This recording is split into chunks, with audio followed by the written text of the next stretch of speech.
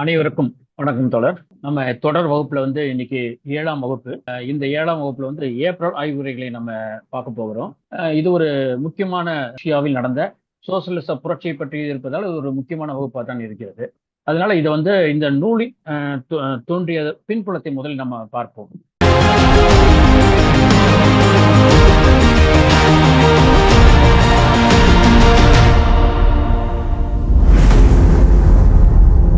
ஏகாதிபத்திய முதல் உலக போர் தொடங்கியது. போர் உருவாகும் என்பதை முன்பே இரண்டாம் அகிலம் அறிந்து கொண்டு அத்தகைய போரை உள்நாட்டு போராக மாற்றி சொந்த நாட்டில் புரட்சி செய்ய வேண்டும் என்று முடிவெடுத்திருந்தது. இந்த முடிவை பற்றி போரும் சோசலிசம் என்கின்ற நூலில் 1912ஆம் ஆண்டு போடப்பட்ட அறிக்கையை லெனின் வெளியிட்டிருக்கிறார். அதை அப்படியே நம்ம பார்க்கலாம் ஒரு தடவை. ஒரு போர் ஏற்படுமானால் அந்த போர் விளைவிக்கக்கூடிய பொருளாதார அரசியல் நெருக்கடியை பயன்படுத்தி கொள்ள வேண்டும். முதலாளித்துவத்தின் வீழ்ச்சியை விரைவுபடுத்துவதற்கு பயன்படுத்த வேண்டும். அதாவது போர்க்காலத்தில் அரசுக்கு ஏற்படும் இன்னல்களையும் இடர்பாடுகளையும் பொதுமக்களின் சினத்தையும் சோசியலிச புரட்சியாக மாற்ற வேண்டும். இதுதான் அன்று போடப்பட்ட அந்த சர்வதேச தீர்மானம். இது இந்த இரண்டாம் அகிலத்தில் உள்ள அனைத்து கட்சிகளும் பின்பற்ற வேண்டிய கருத்து இது. ஆனால் இதை லெனின் தலைமையில் செயல்பட்ட போல்ஷிக் கட்சி, அதாவது ருஷ்ய கம்யூனிஸ்ட் கட்சி மட்டும்தான் பின்பற்றியது. ஜெர்மனியில் உள்ள கம்யூனிஸ்ட் கட்சி இதனை பின்பற்றாமல் சந்தர்ப்பவாதத்தில் மூழ்கியது. அதாவது ஏகாதிபத்திய போரை ஆதரிக்க தொடங்கியது.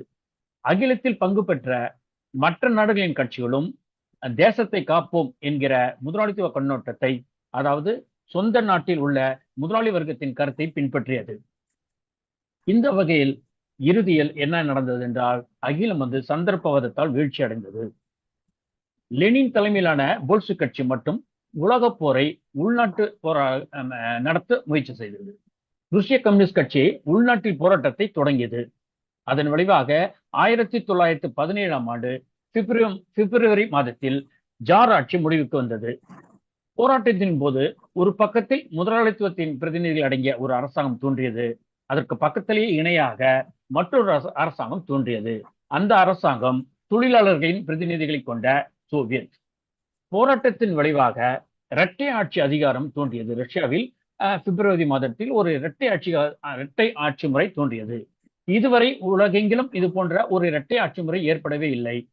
வரலாற்றில் இது ஒரு பிரத்யேக நிலைமையாகும். போரினால் சலிப்படைந்த ருஷ்ய மக்கள் போர் நிறுத்தத்தையும் சமாதானத்தையும் விரும்பினர். ஆனால் புதிதாக தோன்றிய முதலாளித்துவ அரசு போரை நிறுத்த முயற்சிக்கவில்லை. அதற்கு மாறாக போரை விரும்புகிறது என்பதை ருஷ்ய மக்கள் அறிந்து கொண்டனர். அதனால் புதிய முதலாளித்துவ அரசாங்கத்தின் மீது மக்களுக்கு அதிருப்தி ஏற்பட்டது. பிப்ரவரி புரட்சியின் போது 2 இடங்களில் தோன்றிய 2 அரசாங்கம் நீண்ட நாள் நீடிக்காது என்பது வெளிப்படையாக தெரிய தொடங்கியது. அரசியல் அதிகாரம் முழுவதும் ஒரே இடத்தில் இருக்க வேண்டிய அவசியம் என்கிற நிலை ஏற்பட்டது. முதலாளித்துவ அரசு அல்லது உழைக்கும் மக்களின் சோவியத் அரசு ஆகிய இரண்டில் ஒன்றின் கையில் தான் அதிகாரம் முழுமையாக இருக்க வேண்டும். நாடு கடத்தப்பட்டதன் காரணமாக வெளிநாட்டில் வாழ்ந்து வந்த லெனின் 1917ஆம் ஆண்டு ஏப்ரல் மாதம் 3ஆம் தேதி ருஷ்யாவிற்குள் நுழைந்து பெத்ரோகிராத்துக்கு செல்ல திட்டமிட்டிருந்தார். அதன்படி பின்லாந்து ரயில் நிலையத்தில் வந்திறங்கிய லெனினுக்கு தொழிலாளர்களும் விவசாயிகளும் புரட்சிகர பிரிவுகளும் உற்சாகமாக வரவேற்பு அளித்தனர். பெத்ரோகிராத் வந்தடைந்த உடனே அடுத்த நடவடிக்கைகளில் லெனின் இறங்கினார். ஏப்ரல் மாதம் 4ஆம் நாள் போல்ஷிக்குகளின் கூட்டத்தில் புரட்சியில் பாட்டாளி வர்க்கத்தின் கடமைகளாக ஏப்ரல் ஆய்வுரை படித்து காட்டினார். பெத்ரோகிராத் வருவதற்காக ரயிலில் பயணிக்கும் போது லெனின் இந்த ஏப்ரல் ஆய்வுரைகளை தயார் செய்தார். இந்த ஆய்வுரையை லெனின் அப்போது 2 இடங்களில் படித்து காட்டினார்.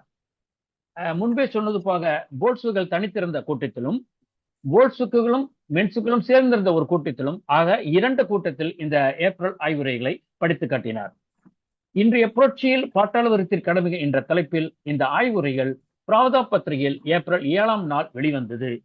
இவையே பின்னால் ஏப்ரல் ஆய்வுரைகள் என்று புகழ் பெற்றது. ஏப்ரல் மாதத்தில் இந்த ஆய்வுரை எழுதியதால் இதற்கு ஏப்ரல் ஆய்வுரை என்று பெயர் பெற்றது. இந்த ஆய்வுரைக்குரிய கருத்துகள் விரிவாக்கி 2 கட்டுரைகளை லெனின் எழுதினார். இந்த லெனின் எழுதிய 3 கட்டுரையும் இந்த 3 கட்டுரையும் சேர்த்து தான் ஏப்ரல் ஆய்வுரைகள் என்று அழைப்பது மரபு. பொதுவாக இந்த ஒரு கட்டுரை மட்டுமல்ல, ஏப்ரல் ஆய்வுரைகளை கொண்ட இன்றைய புரட்சியில் பாட்டாளி வர்க்கத்தின் கடமை என்கின்ற நூலை மட்டுமல்ல, ஏப்ரல் ஆய்வுரைகள் என்ற ஒரு தொகுப்பாக வெளியிடும் போது 3 கட்டுரைகளை சொல்லப்பட்ட இந்த 3 கட்டுரைகளை குறிப்பிட்டுதான் ஏப்ரல் ஆய்வுரைகள் என்ற நூல் எல்லாம் வெளிவந்திருக்கிறது. அந்த முதல் கட்டுரை ஏப்ரல் ஆய்வுரைகள் அடங்கிய இன்றைய புரட்சியில் பாட்டாளி வர்க்கத்தின் கடமைகள் என்கின்ற கட்டுரை 1917 ஆண்டு ஏப்ரல் மாதம் 4, 5 ஆகிய தேதிகளில் எழுதியது. இரண்டாவது கட்டுரை நமது புரட்சியில் பாட்டாளி வர்க்கத்தின் கடமைகள், இது அதே 1917 ஆண்டு ஏப்ரல் மாதம் 10ஆம் தேதி எழுதியது. மற்றொன்று மூன்றாவதாக செயற்தந்திரம் பற்றிய கடிதங்கள், இது 1917 ஆண்டு ஏப்ரல் மாதம் 8 முதல் 13 தேதிகளில் எழுதியது. இது எல்லாமே ஏப்ரல் மாதத்தான் எழுதப்பட்ட கிட்டத்தட்ட ஒரே காலகட்டத்தில் விளக்குவதற்காக அதை கூடுதலாக சில கருத்துக்களை சேர்த்து 3 கட்டுரைகளாக இடம்பெற்றதுதான் ஏப்ரல் ஆய்வுகள். முதல் 2 கட்டுரைகள் லெனின் தேர்வு நூல்களில் உள்ள 5ஆம் தொகுதியில் இடம்பெற்றுள்ளது. நம்ம 12 தொகுதியை பற்றி பார்த்து வருகிறோம் அல்லவா? அந்த 12 தொகுதியில் 5ஆம் தொகுதியில் இடம்பெற்றுள்ளது. செயற்தந்திரம் பற்றிய கடிதங்கள் என்கிற 3வது கட்டுரை சோவியத் நாட்டில் செயற்பட்ட முன்னேற்ற பதிப்பகத்தால் போர்த்தந்திரங்கள் பற்றிய கடிதங்கள் என்கிற தலைப்பை வெளியிட்ட தொகுப்பு, அந்த கலெக்ஷன் நூல் இடம்பெற்றது, முதலாவதாக இடம்பெற்றது. ஏப்ரல் ஆய்வுகள் என்கிற நூலின் சிறப்பு என்னவென்றால், இதில் தான் ருஷ்யாவில் நடத்த வேண்டியது சோசியலிச புரட்சி என்று லெனின் முதல் முறையாக கூறினார். இதுதான் இதனுடைய சிறப்பு. ஏனென்றால் ஏப்ரல் ஆய்வுகள் பொதுவாக மற்ற நூல்கள் என்ன செய்ய வேண்டும் ஒரு வகையில் சிறப்பு என்று சொல்லலாம், ஏகாதிபத்தின் உச்சகட்டம் ஒரு வகையில் சிறப்பு சொல்லலாம். அதை எல்லாமே விட இந்த ஏப்ரல் ஆய்வுகள் என்பது மிக சிறப்பான ஒன்றாக கருதுவதற்கு காரணம் ஒன்று இருக்கிறது. அந்த காரணம் என்னவென்றால், இந்த அறிக்கையில் தான் லெனின் முதல் முறையாக ருஷ்யாவில் நடத்த வேண்டியது சோசியலிச புரட்சி என்று அறிவிக்கிறார். ருஷ்யாவில் 1917 ஆண்டு அக்டோபர் மாதத்தில் நடைபெற்ற புரட்சியை சரியாக புரிந்து கொள்ள வேண்டும் என்றால் கண்டிப்பாக ஏப்ரல் ஆய்வுரைகளை நாம் ஏப்ரல் ஆய்வுகள் என்ற தொகுப்பில் இந்த 3 கட்டுரைகள் கண்டிப்பாக முதலில் படுத்தியே ஆக வேண்டும். இன்றைய புரட்சியில் பாட்டாளி வர்க்கத்தின் கடமை என்கிற கட்டுரையில் லெனின் 10 ஆய்வுரைகளை எழுதியுள்ளார்.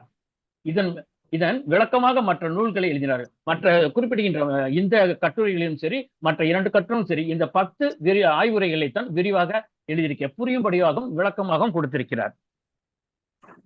இந்த ஆய்வுரைகள் அடிப்படையில் தான் இந்த 3 கட்டுரைகள் இடம்பெற்றதால் இந்த 10 ஆய்வுரையில் இருக்கின்ற கருத்துக்களின் சாரத்தையாவது நாம் முதலில் பார்த்தாக வேண்டும். 1917 ஆண்டு பிப்ரவரி புரட்சியில் தோன்றிய அரசு முதலாளித்துவத்தன்மை கொண்டதாக இருப்பதனால் கொள்ளைக்கார ஏகாதிபத்திய போராகவே தொடர்கிறது.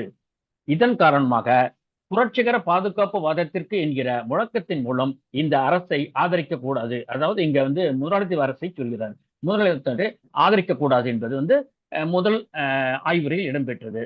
இரண்டாம் ஆய்வுரை என்ன சொல்கிறது என்றால், ருஷ்யாவின் இன்றைய பிரத்யேக இயல்பு புரட்சியின் முதல் கட்டத்தில் இருந்து 2வது கட்டத்துக்கு செல்கிறது. இது ஒரு முக்கியமான ஆய்வுரையாகும்.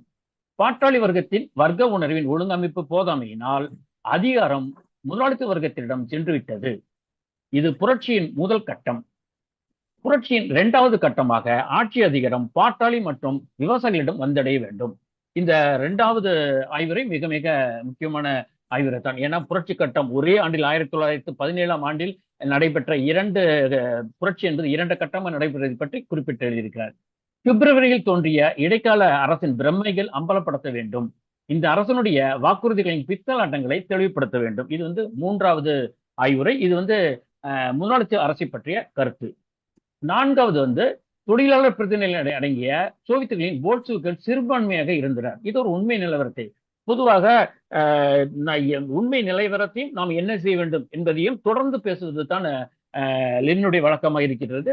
அதே போலதான் இங்க சோவியத்தில் போல்ஷிவிக்குகளுடைய எண்ணிக்கை என்பது சிறிய அளவாகத்தான் இருக்கிறது. அதனால சிறுபான்மையினர் இருக்கிறது என்பதை ஒப்புக்கொள்கிறார். அதை தொடர்ந்த லெனின் என்ன கூறுகிறார் என்றால், தொழிலாளர் பிரதிநிதி சோவியத்துகள் தான் புரட்சிகர அரசாங்கத்தின் சாத்தியமான ஒரே வடிவம் என்பதை மக்கள் திரள் புரிந்து கொள்ளும்படி செய்ய வேண்டும். இந்த வேலையைத்தான் மற்ற கட்டுரைகளையும் விரிவாக எழுதியிருக்கிறார்.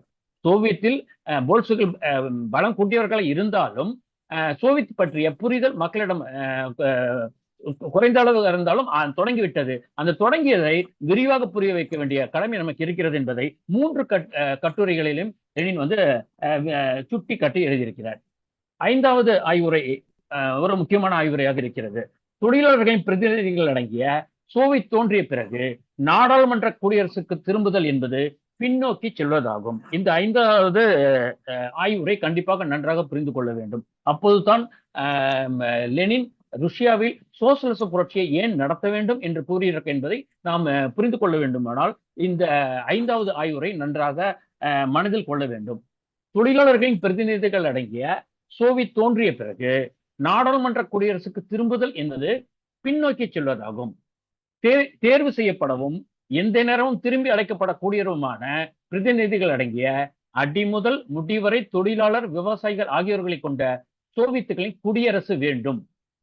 நாடாளுமன்ற குடியரசு வேண்டாம், சோவியத்துகளின் குடியரசு வேண்டும் என்று 5வது ஆய்வுரையில் கருத்துரைக்கிறார் லெனின். 6வது ஆய்வுரையில் லெனின் என்ன சொல்கிறார்? நாட்டில் உள்ள நிலம் அனைத்தும் நாட்டுடைமையாக்கப்படும். வட்டார சோவியத்துகள் நிலத்தை விநியோகிக்கும். ஏழை விவசாயிகளின் பிரதிநிதிகளுக்கு தனி சோவியத்துகள் அமைக்கப்படும் என்ற கருத்தை வந்து 6வது ஆய்வுரையில் வைக்கிறார் லெனின். 7வது ஆய்வுரை என்னன்னு பார்த்தோம்னா, நாட்டில் உள்ள அனைத்து வங்கிகளையும் உடனடியாக தனி ஒரு தேசிய வங்கியில் இணைக்கப்பட வேண்டும். இப்போ வந்து 8வது ஆய்வுரைக்கு நம்ம செல்லலாம். இந்த 8வது ஆய்வுரை மனதில் கொள்ள வேண்டிய ஒரு கருத்துக்களை கொண்ட ஆய்வுரையாக இருக்கிறது. சோசியலிசத்தை புகுத்துவது எமது உடனடி கடமை அல்ல, ஆனால் சமூக உற்பத்தியையும் பொருட்களின் விநியோகம் மட்டும் உடனடியாக தொழிலாளர் பிரதிநிதிகளை கொண்ட சோவியத்துகளின் கண்காணிப்புக்குள் கொண்டு வர வேண்டும். இதுவும் ஒரு முக்கியமான அறிக்கை. 10 முக்கியமான என்றாலும் அதிமுக்கியமான ஆய்வுரையாக இது சொல்ல வேண்டும்.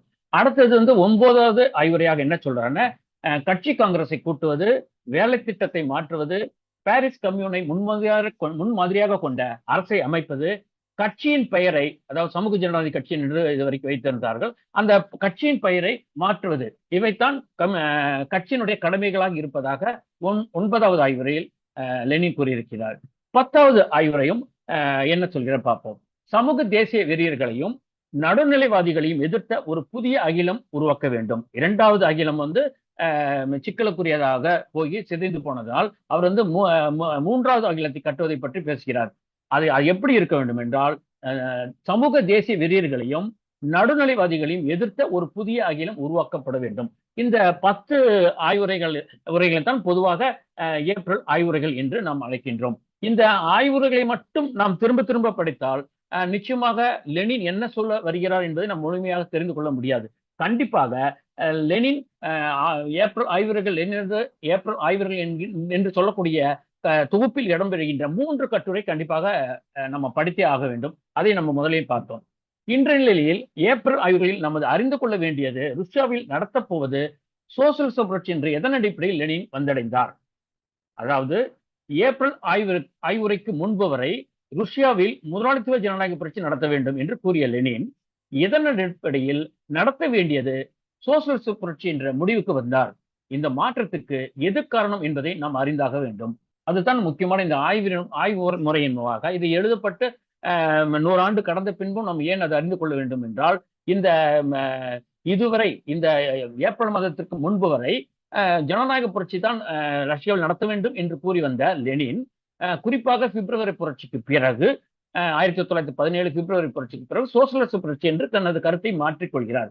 இது எதன் அடிப்படையில் என்பது தான் இந்த ஆய்வுரைகளில், இந்த 10 ஆய்வுரைகளிலும் இந்த ஆய்வுரைகளின் அடிப்படையில் எழுதப்பட்ட விளக்கங்களையும் நாம் பார்க்க வேண்டும். 10 ஆய்வுரைகளும் முதன்மையானவைத்தான். இருந்தாலும் நாம் 4வது ஆய்வுரையில் கூறப்பட்ட தொழிலாளர் பிரதிநிதிகளின் சோவியத்துகள் தாம் புரட்சிகர அரசாங்கத்தின் சாத்தியமான ஒரே வடிவம் என்பதை மக்கள் திரள் புரிந்து கொள்ளும்படி செய்ய வேண்டும் என்பதை மனதில் கொள்ள வேண்டும்.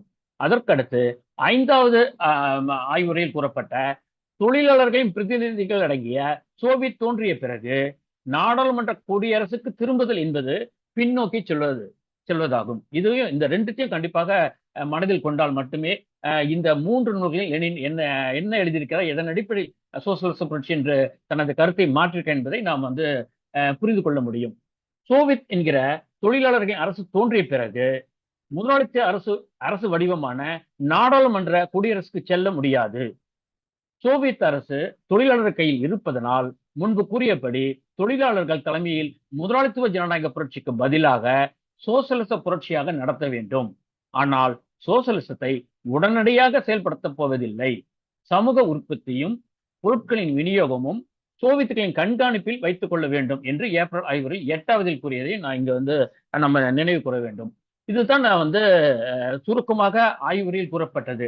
ஆனால் இது சுருக்கம் எப்பொழுதுமே ஃபேர்பக் தீசிஸ் என்பது ஃபேர்பக் தீசிஸ் எழுதிய மார்க்ஸுடைய ஆய்வுரைகளாக இருந்தாலும் சரி, இந்த ஏப்ரல் ஆய்வுரையாக இருந்தாலும் சரி, இந்த ஆய்வுரைகள் எல்லாம் சுருக்கமாக இருக்கும். அந்த சுருக்கத்தினுடைய விளக்கம் என்ன என்பதை கண்டிப்பாக மற்ற நூல்கள் எழுதியதை கொண்டு தான் நாம் புரிந்து கொள்ள முடியும். ஆனால் ஃபேர்பக் பற்றி விரிவாக ஜெர்மன் சித்தாந்தத்துக்கு பிறகு எந்த நூலையும் தனிப்பட்ட முறையில் மார்க்ஸ் எழுதவில்லை. ஆனா ஏங்கல்ஸ் லூத்திக் ஃபேர்பக் ஜெர்மன் தத்துவஞானத்தின் முடிவு என்ற நூலில் எழுதியிருக்கிறார். ஆனா இங்க லெனின் என்ன செய்திருக்கார், இந்த ஆய்வுரையை அந்த கட்டுரையிலும் சரி மற்ற 2 கட்டுரையிலுமே விரிவாக எழுதியிருக்கிறார். நிச்சயமாக லெனின் என்ன அடிப்படையில் எழுதினார் என்பதற்கு லெனின் கருத்துக்களே ஆதாரமாக நமக்கு இருக்கிறது. 2வது ஆய்வுரையில் கூறப்பட்டதும் ஒரு முக்கியமான கருத்து தான். ஏனென்றால் இதையும் தெரிந்து கொள்ள வேண்டும். இந்த சோசலிச புரட்சி என்பதை புரிந்து கொள்வதற்கு அந்த நிலைமை, அந்த கட்டங்கள் எப்படிப்பட்டதாக இருந்தது என்பதற்கு 2வது ஆய்வு முக்கியமானதாக இருப்பதனால் நான் மீண்டும் அதை பார்க்கலாம் என்று கூறுகிறேன். ருஷ்யாவில் பிரத்யேக இயல்பாக புரட்சியின் 2 கட்டங்களான மாற்றத்தை லெனின் குறிப்பிடுகிறார். புரட்சியின் முதல் கட்டத்தில் ஆட்சி அதிகாரம் முதலாளித்துவ வர்க்கத்திடம் சென்றது. புரட்சியின் 2வது கட்டமாக ஆட்சி அதிகாரம் உழைப்பாளரிடம் வந்தடைய வேண்டும் என்று கூறியுள்ளார். இது 2வது ஆய்வுரை. இங்கு லெனின் ஆட்சி அதிகாரம் மாற்றுவது பற்றி பிரத்யேக நிலைவினை மட்டும்தான் பேசிக்க என்பதை நாம் கவனத்தில் கொள்வோம். இதை லெனினுடைய கருத்துக்களின் ஆதாரமாக நாம் எந்த வகையில் அதை புரிந்து கொள்ள வேண்டும் என்று தொடர்ந்து நாம் பார்க்கலாம். ஏப்ரல் ஆய்வில் கூறியதில் இவைத்தான் முக்கியமானது. இதை புரிந்து கொள்வதில் எந்த சிக்கலும் இல்லை. ஆனால் நம் நாட்டில் சிலர் தாமும் குழம்பி மற்றவர்களை குழப்ப வருகின்றனர். குழப்பத்திற்கு காரணம் என்னவென்பதை பார்ப்போம். புரட்சி என்றால் அதிகார மாற்றம் தான். இதன் அடிப்படையில் ருஷ்யாவில் பிப்ரவரி புரட்சியில் நடந்தது முதலாளித்துவ புரட்சி என்றால் அடுத்து நடத்த வேண்டியது சோசலிச புரட்சி என்று ஏப்ரல் ஆய்வுரையில் லெனின் கூறியதாக சிலர் தவறாக விளக்கம் கொடுக்கின்றனர். இந்த தவறான புரிதலின் அடிப்படையில் இந்தியாவில் 1947ஆம் ஆண்டு நடந்தது முதலாளித்துவ புரட்சி என்றால் இனி நடத்த வேண்டியது சோசலிச புரட்சி என்று எளிதாக முடிவுக்கு வருகின்றனர். இது சிலர் என்றாலும் இந்த கருத்துக்களுடைய தாக்கம் அண்மை காலமாக சில ஆண்டுகளாகவே அதிகமாக இருக்கிறது. அதனால இந்த கருத்து சரியா என்பதை நம்ம தொடர்ந்து பார்ப்போம். இந்தியாவில் இரட்டை ஆட்சியும் இல்லை, உழைப்பாளர்களை சோவியத்தும் இல்லை. அது மட்டுமல்லாது சோவியத்தை செயற்கையாக உருவாக்க முடியாது என்று லெனின் கூறியதை இப்படிப்பட்டவர்கள் மனதில் கொள்ளவே இல்லை. இவர்களது பார்வை ஆட்சி மாற்றத்தோடு சுருங்கி போனதற்கு லெனின் கருத்தை துண்டாக தனித்து எடுத்து புரிந்து கொண்டதே காரணமாகும். இதற்கு அடிப்படை காரணம் தோத்து பார்க்காமல் அந்த 10 ஆய்வுரைகள் இருக்கின்ற 2வது ஆய்வுரை மட்டுமே மனதில் கொண்டு எடுத்த முடிவாகும். இந்த நமது புரட்சியில் பாட்டாளி கடமை அதிலே அவர் சொல்றது என்ன பார்ப்போம். ருஷ்யாவில் அரசு அதிகாரம் புதிய வர்க்கத்தின், அதாவது முதலாளித்துவ வர்க்கம் மற்றும் முதலாளித்துவ போக்குள்ள நில உடைமையாளர் கைகளுக்கு மாற்றப்பட்டு விட்டது.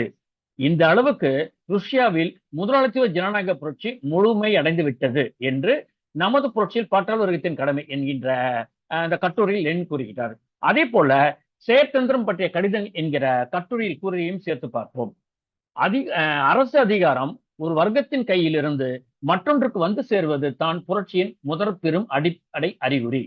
இந்த அளவுக்கு முதலாளித்துவ அல்லது முதலாளித்துவ ஜனநாயக புரட்சி ருஷ்யாவில் முடிந்து முற்று பெற்று விட்டது என்று செயற்தந்திரம் பெற்ற கடிதத்தில் லெனின் கூறுகிறார். இந்த அளவுக்கு முதலாளித்துவ ஜனநாயக புரட்சி ருஷ்யாவில் முடிந்துவிட்டது என்று கூறுவதை மட்டும் மனதில் கொண்டு தவறான முடிவுக்கு அந்த சிலர் வருகின்றனர். லெனினது இந்த கருத்துகள் பழைய போல்ஷிவிகளிடம் விவாதத்துக்காக முன்வைத்தது. ஆனால் இதை மட்டும் முன்வைத்து முதலாளித்துவ புரட்சிக்கு அடுத்து சோசியலிச புரட்சி என்று வாய்ப்பட்டை போல சிலர் கூறுகின்றனர்.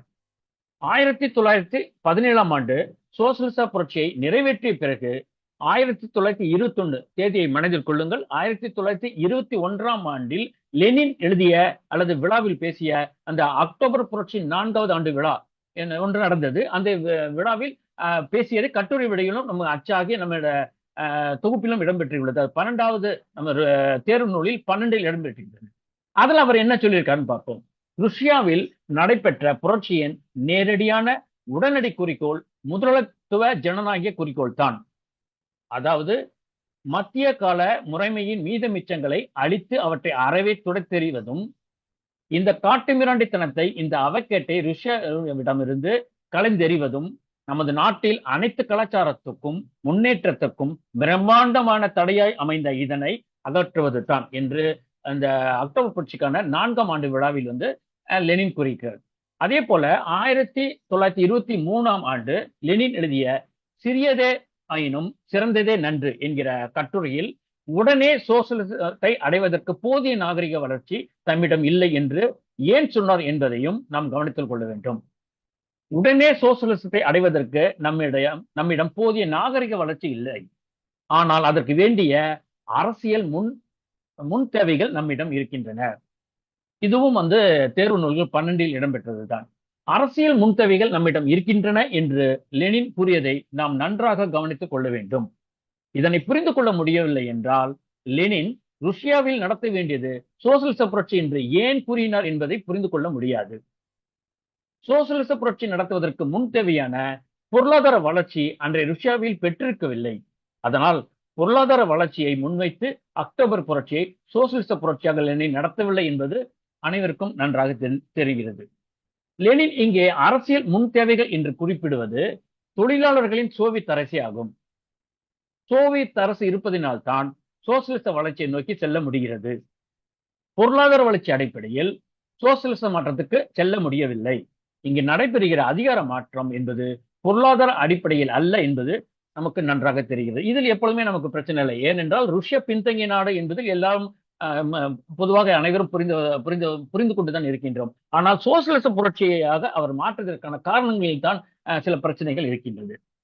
சோவியத் என்கின்ற உழைப்பாளர் அரசு ருஷ்யாவில் தோன்றாமல் இருந்திருந்தால் இந்த ஆட்சி மாற்றம் என்பது வெறும் அதிகார மாற்றமாக மட்டும் இருந்திருக்க முடியும், சோசலிச மாற்றமாக இருந்திருக்காது. அதாவது பிப்ரவரியிலிருந்து ஒரு ஆட்சி மாற்றம் ஏற்பட்டு அக்டோபர் நடந்தது என்றால் இது சோசலிச மாற்றமாக இருக்காது, வெறும் ஒரு அதிகார மாற்றமாகத்தான் இருக்கும்.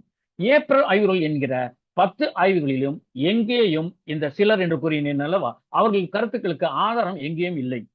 இந்த அளவுக்கு முதலாளித்துவ புரட்சி முடிந்துவிட்டது என்று கூறுவது விவாதத்தை முன்வைத்தே தவிர சோசலிச புரட்சிக்கான அடிப்படையாக லெனின் எங்கேயும் கூறவில்லை.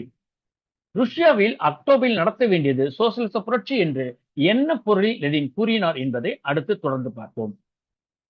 ஜனநாயக புரட்சியில் சமூக ஜனநாயகத்தின் 2 செயல்தந்திரங்கள் என்கிற நூலை லெனின் 1905ஆம் ஆண்டு எழுதினார். இதில் ருஷ்யாவில் நடத்த வேண்டியது முதலாளித்துவ ஜனநாயக புரட்சி என்று கூறியுள்ளார். மேலும் இதற்கு தொழிலாளர்கள், விவசாயிகள் ஆகியோர் தலைமை ஏற்று நடத்த வேண்டும். தொழிலாளர்களும் விவசாயிகளும் ஏற்று தலைமை நடத்தினாலும் அந்த புரட்சிக்கான அந்த புரட்சியை அவர் முதலாளித்துவ ஜனநாயக புரட்சி என்று 1905ஆம் ஆண்டு லெனின் எழுதியிருக்கிறார். அதே போல போரும் ருஷ்யன் சமூக ஜனநாயகமும் என்கிற நூலை 1914ஆம் ஆண்டு லெனின் எழுதினார். அதில் ருஷ்யா மிகவும் பின்தங்கிய நிலையில் இருப்பதாலும் அதன் முதலாளித்துவ புரட்சியை இன்னும் முழுமை செய்யாததாலும் அந்த நாட்டில் உள்ள கம்யூனிஸ்டுகள் முதலாளித்துவ ஜனநாயக சீர்திருத்தங்களை செய்ய வேண்டும், ஒரு ஜனநாயக குடியரசை அமைக்க வேண்டும் என்று எழுதியுள்ளார். அப்போது வளர்ச்சியடைந்த மற்ற நாடுகளை பொறுத்தளவு சோசலிச புரட்சி என்றுதான் கூறுகிறார். ருஷ்யாவை பொறுத்தளவு ஜனநாயக புரட்சி நடத்த வேண்டும், வளர்ச்சியடைந்த ஐரோப்பியா போன்ற நாடுகளில் சோசலிச புரட்சி நடத்த வேண்டும் என்றுதான் 1914ஆம் ஆண்டு லெனினது கருத்தாக இருந்திருக்கிறது. ஆக 1905, 1914 ஆகிய ஆண்டுகளில் முதலாளித்துவ ஜனநாயக புரட்சி ருஷ்யாவில் நடத்த வேண்டும், ஜனநாயக குடியரசு உருவாக்க வேண்டும் என்று கூறிய லெனின் 1917ஆம் ஆண்டு ஏப்ரல் மாதத்தில் எழுதிய ஆய்வுரைகளில் நாடாளுமன்ற குடியரசு வேண்டாம், சோவியத்துகளின் குடியரசு வேண்டும் என்கிறார். இதற்கான காரணத்தை ஆய்வுரைகளிலும் கூறியுள்ளார், மற்ற கட்டுரைகளிலும் கூறியுள்ளார். தொழிலாளர்களின் பிரதிநிதிகளிடையே சோவியத் தோன்றிய பிறகு நாடாளுமன்ற குடியரசுக்கு திரும்புதல் என்பது பின்னோக்கி செல்வதாகும். முன்பே நம்ம பார்த்ததுதான். அதாவது தொழிலாளர்களுக்கு மேம்பட்ட சோவியத் அரசு உருவாகிய பிறகு நாடாளுமன்ற குடியரசை கூறுவது பின்னோக்கி செல்வதாகும். யாரும் பின்னோக்கி செல்வதை விரும்ப மாட்டார்கள், முன்னோக்கி செல்வதை விரும்புவர். லெனினும் அவ்வாறே செயல்பட்டார். ஏப்ரல் ஆய்வர்களை தெளிவாக புரிந்து கொள்ள வேண்டுமானால் கூடுதலாக லெனின் எழுதிய 2 கட்டுரைகளையும் சேர்த்து படிக்க வேண்டும். முதல் கட்டுரை 1917ஆம் ஆண்டு மார்ச் மாதம் 7ஆம் நாளில் எழுதிய தொலைவில் இருந்து எழுதிய கடிதம். இரண்டாவது கட்டுரை 1917ஆம் ஆண்டு ஏப்ரல் மாதம் 9ஆம் தேதி எழுதிய இரட்டை ஆட்சி. இந்த 2 கட்டுரையும் முதல்ல நம்ம 3 கட்டுரைகளை பார்த்தோம். அந்த 3 கட்டுரை தொகுப்பாகத்தான் ஏப்ரல் ஆய்வுரைகள் என்று கூறுவதையும் குறிப்பிட்டு சொன்னோம். அதே நேரத்தில் இந்த தொலைதூர கடிதங்கள் என்கின்ற கட்டுரை இரண்டுமே சிறிய கட்டுரை தான். இரட்டை ஆட்சி என்கின்ற கட்டுரையும் கண்டிப்பாக இதனோடு சேர்த்து பார்க்க வேண்டும். அப்படி சேர்த்து படிக்க, அது சமகாலத்தில் எழுதப்பட்டதுதான். அப்படி சேர்த்து படிக்கும் போது தான் லெனினுடைய 10 ஆய்வுகளை நாம் முழுமையாக புரிந்து கொள்ள முடியும். இரட்டை ஆட்சி என்கிற கட்டுரை ஏப்ரல் ஆய்வுரைக்கு பிறகு எழுதியதாகும். எப்பொழுதுமே கால வரிசை நம்ம கண்டிப்பாக நன்றாக தெரிந்து கொள்ளும். நம்ம வகுப்பெடுப்பதற்கும் புரிந்து கொள்வதற்கும் காலவரிசை மாற்றி கொள்ளலாம். ஆனால் காலவரிசை புரிதலில் நாம் தெளிவாக இருக்க வேண்டும். எப்பொழுதுமே என்னோட வகுப்பில் வந்து காலவரிசை சொன்னேன் அப்படி மாற்றியிருந்தால் குறிப்பிட்டு தான் சொல்லுவேன். இங்கே நாம் மாற்றவில்லை, இருந்தாலும் காலவரிசையை நான் குறிப்பிட்டு சொல்ல விரும்புகிறேன். இரட்டை ஆட்சி என்கிற கட்டுரை ஏப்ரல் ஆய்வுகளுக்கு பிறகு எழுதியது. தொலைவில் இருந்து எழுதிய கடிதம் என்ற கட்டுரை ஏப்ரல் ஆய்வுக்கு முன்பு எழுதியதாகும். இது மார்ச் மாதத்தில் எழுதியது. இந்த கட்டுரையில் உள்ள ஒன்றை மட்டும் பார்ப்போம். இந்த தொலைதூர கடிதங்கள் என்கின்ற கட்டுரையில் என்ற ஒரு கருத்தை மட்டும் நாம் பார்ப்போம். பிப்ரவரி புரட்சியின் விளைவாக முதலாளித்துவ வர்க்க நாடாளுமன்ற அரசும் தொழிலாளர்களின் சோவியத் அரசும் தோன்றியது. இது கூறியது கூறலாக இருக்கும். இந்த 4 கட்டுரை, 3, 4, 5 கட்டுரைகளையும் கூறியது கூறலாக இருக்கும். அழுத்தம் திருத்தமாக சொல்வதற்காக லெனின் மீண்டும் மீண்டும் இந்த இரட்டை ஆட்சி முறை பற்றி குறிப்பிட்டிருப்பார். இங்கே நாமும் அதில் சிலவற்றையாவது மீண்டும் கூற வேண்டிய நிலையில் தான் நாம் இருக்கின்றோம். அதனால் கண்டிப்பாக ஒவ்வொரு கட்டுரையும் சுட்டி காட்டும் போது அந்த கருத்தை வந்து வலியுறுத்தி சொல்வதற்காக கூறியது கூறலாக தான் இருக்கிறது. இரட்டையாட்சி முறையில் உள்ள இந்த சோவியத் அரசை பற்றி இக்கடிதத்தில் லெனின் கூறியதை பார்ப்போம். இதற்கு முன் நாம் லெனின் கூறிய அரசியல் முன் தேவைகள் நம்மிடம் இருக்கின்றன என்று கூறியதை மனதில் கொள்ள வேண்டும். இது இணைத்து பேச வேண்டும், இணைத்து புரிந்து கொள்ள வேண்டும் என்று கூறும் பொழுது நிச்சயமாக குறிப்பெடுத்துக் கொண்டு அந்த புத்தகங்கள் படிக்கும் போது நாம் வந்து குறிப்பெடுத்துக் கொண்டு அனைத்தையும் இணைத்து பார்த்தால் மட்டும்தான் ஒரு தெளிவான புரிதலுக்கு நாம் வர முடியும். அதனால சில கருத்துக்களை நான் திரும்பவும் மீண்டும் மீண்டும் கூறுகிறேன், குறிப்பிட்டே கூறுகிறேன் என்பதை மனதில் கொள்ள வேண்டும். இதற்கு முன் நாம் லெனின் கூறிய அரசியல் முன் தேவைகள் நம்மிடம் இருக்கின்றன என்று கூறியதை மனதில் கொண்டு இந்த கடிதத்தில் உள்ளதை பார்ப்போம். இங்கே அரசியல் முன் தேவைகள் நம்மிடம் இருக்கின்றன என்று கூறுவது சோவியத் அரசு நம்மிடம் இருக்கின்றன என்பதே ஆகும். அதாவது சோவியத் அரசு கையில் இருப்பதை முன்வைத்தே அரசியல் முன் தேவை நம்மிடம் இருக்கின்றன என்கிறார் லெனின். அடுத்து இந்த தொலைதூர கடிதத்தில் என்ன கூறுகிறார் என்று பார்ப்போம். இதனுடன் அக்கம் பக்கமாக முக்கியமான அதிகாரப்பூர்வம் அல்லாத இன்னும் வளர்ச்சி பெற்றிராத ஒப்பளவில் பலவீனமான தொழிலாளர் அரசாங்கம் தோன்றியுள்ளது. அது பாட்டாளி வர்க்கத்தின் நகர்ப்புற மற்றும் நாட்டுப்புற மக்கள் தொகையின் ஏழைகள் பகுதி முழுமையின் நலன்களை வெளிப்படுத்துகிறது. இதுவே பெத்ரோகிராத்தில் உள்ள தொழிலாளர் பிரதிநிதிகளின் சோவியத் ஆகும். மெய்யான அரசியல் நிலைமை இத்தகையது. இந்த கூறியதை நாம் நிச்சயமாக கவனத்தில் கொண்டோம். அதாவது இதுவே பெத்ரோகிராத்தில் உள்ள தொழிலாளர் பிரதிநிதி சோவியத் என்று கூறிவிட்டு அவர் அடுத்து என்ன சொல்ல வருகிறார்? மெய்யாக அரசியல் நிலைமை இத்தகையதே. இதை நாம் ஆக்கக்கூடுமான அளவு புறநிலையான துல்லியத்துடன் முதலில் வரையறுக்க முயல வேண்டும். அதன் வழியில் மார்க்சிய செயற்தந்திரத்தை சாத்தியமான ஒரே உறுதியான அடித்தளத்தை அடிப்படையாக கொள்ள வேண்டும். இங்கு லெனின் முதலாளித்துவ அரசுக்கு பக்கத்தில் தொழிலாளர்களின் சோவியத் இருப்பதை சுட்டிக்காட்டும் போது மெய்யான அரசியல் நிலைமை இத்தகையதே என்று என்கிறார். இதுடன் முன்பு நாம் பார்த்த சோவியத் அரசை முன்வைத்து லெனின் கூறிய அரசியல் முன் தேவைகள் நம்மிடம் இருக்கின்றன என்பதையும் இணைத்து பார்க்க வேண்டும். அப்படி பார்க்கும்போது முதலாளி வர்க்கத்தின் அரசுக்கு இணையாக தோன்றிய உழைப்பாளர்களின் சோவியத் அரசை முன்வைத்தே ருஷ்யாவில் சோசியலிச புரட்சி நடத்த வேண்டும் என்கிற முடிவுக்கு லெனின் வந்துள்ளார் என்பது அறிந்து கொள்ள முடிகிறது. மேலும் சோவியத் ஆட்சி இருக்கின்றது என்கிற மெய்யான அரசியல் நிலைமையின் அடிப்படையில் செயல்தந்திரம், அதாவது டாக்டிக்ஸ் அமைக்க வேண்டும் என்று லெனின் தெளிவாகவே கூறியுள்ளார். சோசியலிச புரட்சி என்கின்ற செயல்தந்திரத்தை லெனின் இரட்டை அரசுகளின் ஒன்றான சோவியத் அரசு தோன்றியதை முன்வைத்தே கூறியுள்ளார் என்பதை புரிந்து கொள்ள முடிகிறது. இதுக்கு அடுத்தது வந்து நம்ம இரட்டை ஆட்சி என்கின்ற கட்டுரையில் உள்ள ஒரு சில பகுதியை மட்டும் நாம் பார்ப்போம். இரட்டை ஆட்சி என்கிற கட்டுரையில் அன்றைய ருஷ்ய புரட்சியின் தனித்த சிறப்பியல்பாக இரட்டை ஆட்சியை லெனின் குறிப்பிடுகிறார். இந்த எல்லா இடத்துலையுமே இந்த தனிச்சிறப்பு இயல்பு பிரத்யேகமான நிலைமை என்று கூறுகிறார். இந்த பிரத்யேக நிலைமை தனிச்சிறப்பை நாம் புரிந்து கொள்ளாமல் இந்த இந்த ஜனநாயக புரட்சியிலிருந்து சோசியலிச புரட்சிக்கு ஏன் மாறினார் லெனின் என்பதை நாம் புரிந்து கொள்ள முடியாது. மேலும் இந்த உண்மையை முதலாவதாக புரிந்து கொள்ள வேண்டும், இல்லை என்றால் முன்னேற முடியாது என்பதை அந்த கட்டுரையிலே, அந்த இரட்டையாட்சி என்ற கட்டுரையிலேயே அவர் எழுதியிருக்கின்றார். பழைய வழிமுறைகளை திருத்தம் செய்ய வேண்டியதை போல்ஷிவிக்குகள் தெரிந்து கொள்ள வேண்டும் என்றும், நிலைமைகள் வேறுபட்டு மாற்றம் அடைந்திருக்கிறது என்றும் லெனின் சுட்டிக்காட்டுகிறார். இப்ப இதுதான் நம்ம புரிஞ்சுக்கணும். அந்த ஜனநாயக புரட்சி சொல்லப்பட்ட காலம் என்பது வேறு, இப்ப சோசியலிச புரட்சி என்று சொல்லப்படுகின்ற காலம் வேறு. இடையில் இரட்டை ஆட்சி, இந்த பிப்ரவரி புரட்சி மூலமாக இரட்டை ஆட்சி ஏற்பட்டிருக்கின்றது. அந்த இரட்டை ஆட்சியில் ஒன்று தொழிலாளர் ஆட்சியாக இருக்கின்றது. இந்த சோவியத் பலவீனமாகவும் தொடக்க நிலையானதாகவும் இருந்தாலும் உண்மையில் நிலவுகிறது என்பதிலும் வளர்ச்சி பெற்று வரும் அரசாங்கம் என்பதிலும் எந்த சந்தேகம் இல்லை என்று லெனின் கூறினார். இதுல நம்ம சிறுபான்மையினராக இருந்தோம், சோவியத்தில் போல்ஷிவிக்குகள் சிறுபான்மையினர் இருந்தல் என்ற லெனின் சொன்ன கருத்துக்கள் கண்டிப்பாக எல்லாருக்கும் நினைவில் இருக்கும். அதை கூட சேர்த்து என்ன சொல்றாருன்னா, இதை தவிர்த்து வேற தொழிலாளர்களுடைய நலனை பிரதிபலிக்கக்கூடிய அரசு கிடையாது, அதனால இதை பற்றி தொழிலாளர்களிடம், உழைக்கும் மக்களிடம் கொண்டு செல்ல வேண்டும் என்கின்ற பணியினையும், கட்சி பணியினையும் சேர்த்து குறிப்பிட்டு இந்த இடத்துல சொல்லி கொண்டு வருகிறார். இதை நம்ம புரிஞ்சுக்கணும்னா, நான் சொன்னது போல கூறியது கூறலாக இருந்தாலும் லெனின் எந்த சொற்களை பயன்படுத்தி இந்த கருத்தை வெளிப்படுத்தியிருக்கிறார் என்பதை தெரிந்து கொள்வதற்காக நிச்சயமாக சில மேற்கோளாக சிலவற்றை நாம் கண்டிப்பாக பார்க்க வேண்டியிருக்கிறது. இரட்டை ஆட்சி முறை என்கின்ற நூலில் லெனினுடைய சொற்களிலே சிலவற்றை பார்ப்போம். நமது புரட்சியின் மிகவும் குறிப்பிடத்தக்கதான இயல்பு என்னவென்றால், இந்த இரட்டை ஆட்சியை கொண்டு வந்திருக்கிறது என்பது. இந்த உண்மையை முதல்வதாயும் முதன்மையாகவும் புரிந்து கொள்ள வேண்டும். இது புரிந்து கொள்ளப்படாவிட்டால் நாம் முன்னேற முடியாது. நாம் பழைய சூத்திரங்களை, உதாரணமாக போல்ஷிசத்தின் சூத்திரங்களை எவ்வாறு நிறைவு செய்வது, திருத்தம் செய்வது என்பதை நாம் தெரிந்திருக்க வேண்டும். மொத்தத்தில் அவை சரியாகவே இருந்தன என்ற போதிலும் அவற்றின் தூளமான செயலுருவம் வேறாக மாற்றம் அடைந்திருக்கிறது. ஒரு இரட்டை ஆட்சி குறித்து இதற்கு முன்னால் எவருமே நினைக்கவில்லை அல்லது நினைத்திருக்கவும் முடியாது.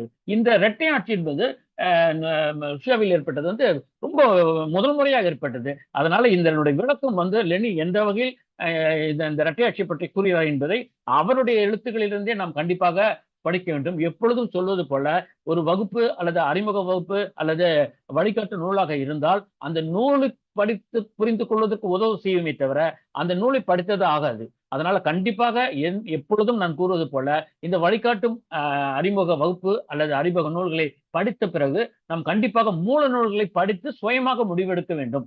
கண்டிப்பாக சுயமாக முடிவெடுப்பதில் அவசியம் என்பதை வலியுறுத்தி சொல்லுகிறேன். ஏனென்றால் நிச்சயமாக வழிகாட்டும் நூல்களையோ வழிகாட்டும் அறிமுக வகுப்புகளையோ மட்டும் போதுமாக கொள்ளவே கூடாது. நிச்சயமாக சுயமாக படித்துக் கொள்வதற்கு உதவும் வகையில் தான் வகுப்பும் இருக்கும், வழிகாட்டு நூல்களாக இருக்கும். இந்த இரட்டை ஆட்சி முறை மேற்கோள் பார்த்தோம் அல்லவா, அதை எந்த வகையில் நாம் புரிந்து கொண்டால், ருஷ்ய நாட்டின் புரட்சி இரட்டை ஆட்சி கொண்டதாகவும் அதில் ஒன்று உழைப்பாளர்களின் சோவியத் ஆட்சியாக வெளிப்பட்டுள்ளது என்பதை புரட்சியின் பிரத்யேக தன்மையாக லெனின் அழுத்தம் திருத்தமாக கூறியுள்ளார். இதன் அடிப்படையில் 5வது ஏப்ரல் ஆய்வுரையில் லெனின் கூறியதின் பொருளை புரிந்து கொள்வது எளிதாக இருக்கும். இது போன்ற விளக்கங்கள் எல்லாம் நாம் படித்துவிட்டு இந்த இரட்டை ஆட்சி, தொலைதூர கடிதங்கள், மற்ற 2 கட்டுரைகளையும் சேர்த்து படித்து பிறகு மீண்டும் ஆய்வுரைக்கு நாம் செல்வோமானால் கண்டிப்பாக 10 ஆய்வுரை நாம் தெளிவாக லெனின் எந்த நோக்கத்தில் எழுதினார், எதற்காக எழுதினார், எல்லா தெளிவும் நமக்கு கிட்டும் என்பதில் எந்த சந்தேகம் இல்லை. இந்த 5வது ஆய்வுரையில் லெனின் கூறியதை நம்ம பார்ப்போம். தொழிலாளர் பிரதிநிதிகள் அடங்கிய சோவியத்துகளில் இருந்து நாடாளுமன்ற குடியரசுக்கு திரும்பிச் செல்வது ஒரு பிற்போக்கு நடவடிக்கை. நாடாளுமன்ற குடியரசு வேண்டாம், சோவியத்துகளின் குடியரசு வேண்டும். இதுதான் 5வது ஆய்வுரையில் நம்ம பார்த்தோம். ஜனநாயக புரட்சியின் விளைவாக உருவாகும் அரசு சோவியத்தாக இருக்க முடியாது. ஒரு நாடாளுமன்ற வகைப்பட்ட குடியரசாகத்தான் இருக்க முடியும். ஆனால் ருஷ்யாவில் சோவியத் அரசு தோன்றிவிட்டது. கையில் சோவியத் ஆட்சி இருக்கும் போது நாடாளுமன்ற குடியரசு அமைப்பது என்கிற பின்னோக்கி செல்லும் பிற்போக்கான நடவடிக்கையாகும். பின்னோக்கி செல்வது என்பது பிற்போக்கான நடவடிக்கையாகும். அதனால் ருஷ்யாவில் நடத்த வேண்டியது சோசியலிச புரட்சி. ருஷ்யாவில் சோசியலிச புரட்சி நடத்துவதற்கு வெறும் ஆட்சி மாற்றம் மட்டும் காரணம் அல்ல, அந்த நாட்டில் உள்ள பிரத்யேக நிலைமையான இரட்டை ஆட்சி முறை அங்கு நிலவியதே அடிப்படை காரணம் என்பது தெளிவாக தெரிகிறது. முதலாளித்துவ வர்க்க அரசியல் இருந்து பாட்டாளி வர்க்க அரசாக மாறுவது ஒரு பிரத்யேக நிலைத்தான். ஆனால் இது சோசியலிசத்திற்கான பிரத்யேக நிலை என்று லெனின் கூறவில்லை. இரட்டை ஆட்சியில் ஒன்றாக சோவியத் இருக்கும் பிரத்யேக நிலையே சோசியலிச புரட்சிக்கானது என்கிறார் லெனின். அடுத்து நம்ம நமது புரட்சியில் பாட்டாளி வர்க்கத்தின் கடமை என்கின்ற கட்டுரையில் கூறப்பட்ட கருத்துக்களை நாம் பார்ப்போம். இதுவும் குறியதாக இருக்கும். நிச்சயமாக இந்த கட்டுரையை புரிந்து கொள்வதற்குத்தான் இந்த மற்ற 2 கட்டுரைகளையும் நம்ம முதலில் பார்த்தோம். இரட்டை ஆட்சியின் பிரத்யேக இயல்பும் அதன் வர்க்க முக்கியத்துவம் பல தலைப்புகளை கொடுத்து இந்த நமது புரட்சியில் பாட்டாளி கடமை என்கின்ற கட்டுரை எழுதியிருக்கின்றார். அதில் 2 உட்தலைப்பை மட்டும் நம்ம பார்க்கலாம். முதல் பார்க்க போகின்ற உட்தலைப்பு என்னவென்றால், இரட்டை ஆட்சியின் பிரத்யேக இயல்பும் அதன் வர்க்க முக்கியத்துவமும் என்கிற உட்தலைப்பில் லெனின் கூறியவற்றை நன்றாக கவனித்துக் கொள்ள வேண்டும். பிப்ரவரி பிறகான புரட்சியின் இயல்பு கூறாக இருப்பது இரட்டை ஆட்சி. இது கவனமாக சிந்திக்க வேண்டும். பிப்ரவரி புரட்சி வெற்றி அடைந்த பிறகு சில நாட்களிலேயே தோன்றியது இரட்டை ஆட்சி. ஒரு பக்கத்தில் முதலாளித்துவ அரசாங்கம் இதன் கைகளில் ஆட்சி அதிகாரத்தின் அனைத்து அமைப்புகளும் வைத்திருக்கிறது. மற்றொரு பக்கத்தில் இதற்கு இணையாக சோவியத் என்கிற அரசாங்கம் இருக்கிறது. இதனிடத்தில் அரசு அதிகார அமைப்பு எதுவும் பெற்றிருக்கவில்லை. ஆனால் இந்த அரசாங்கம் பெரும்பான்மையான மக்களின் ஆதரவையும் ஆயுதம் ஏந்திய தொழிலாளர்களையும் படை வீரர்களையும் கொண்டுள்ளது. இந்த கருத்தை நிச்சயமாக மனதில் கொள்ள வேண்டும். அதாவது சோவியத்தில் போல்சுக்குகள் சிறுபான்மையினராக இருக்கிறார்கள் என்பதை மட்டும் வைத்துக்கொண்டு நாம் லெனின் எழுத்தை புரிந்து கொள்ள முடியாது. அந்த நிலைமைக்கு தாண்டி மக்களுடைய ஆதரவு பெறுவதற்கும் ஆயுதம் ஏந்திய தொழிலாளர்களுடைய படைவீரர்களுடைய இருப்பதையும் கொண்டு அந்த இருக்கின்ற ஒரு சிறிய ஆதரவை கொண்டு விளக்கமாக கட்சி தோழர்களிடம் என்ன கூறினார் என்றால், இதை முதலாளித்துவ அரசினுடைய பலவீனத்தையும் அதனுடைய ஏமாற்று வேலையும் பொதுமக்களிடம் அம்பலப்படுத்தி நமக்கு பொதுமக்களின் உழைக்கும் மக்களின் சரியான அரசு, அவர்களின் நலன்களை பிரதிபலிக்கக்கூடிய அரசு எது என்றால் சோவியத் என்பதை பொதுமக்களிடம் கொண்டு செல்ல வேண்டும் என்று சொல்வதன் மூலமாக அந்த சிறுபான்மையாக இருந்த நிலை மாறிவிட்டது என்பதை நாம் கவனித்துக் கொள்ள வேண்டும். இந்த இரட்டை ஆட்சியின் தன்மையை அடுத்து லெனின் விளக்குகிறார். முதலாளித்துவ புரட்சிக்கு அப்பால் சென்று ஆனால் பாட்டாளி வர்க்க சர்வாதிகாரத்தை இன்னும் எட்டியிராத நிலையில் புரட்சியின் வளர்ச்சியில் ஒரு இடைநிலை கட்டமாக இரட்டை ஆட்சி இருப்பதை லெனின் சுட்டிக்காட்டுகிறார். இரட்டை ஆட்சியின் பிரத்யேக நிலை என்பது இதுதான். இது ரொம்ப ஒரு முக்கியமான கருத்து. ஏனென்றால் இந்த சொற்களை தான் அவர் பயன்படுத்துகிறார். முடிந்த அளவுக்கு நான் அவருடைய சொற்களை தான் அதிகமாக பயன்படுத்தி விளக்குவதற்கு மட்டும்தான் மாற்று சொற்களை பயன்படுத்தேன். மற்றபடி அதனுடைய மூல நூலில் என்ன சொற்கள் இருக்கின்றதோ அதை தான் நான் கையாளுகிறேன்.